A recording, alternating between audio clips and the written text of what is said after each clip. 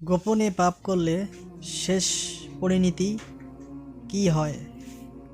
একজন সৎ ব্যক্তি মারা গেলেন, তার জানাজার সম্পূর্ণ হলো, তারপর তাকে কবর দিল। ঠিক তখনই কবর কেঁপে উঠল। হঠাৎ কবরে ফেরেশতাদের ডানা ঝাপটানো শব্দ শোনা গেল। তারা জিজ্ঞেস করলেন, তোমার রব কে? লোকটি কাঁপতে কাঁপতে বললেন, আমার রব আল্লাহ।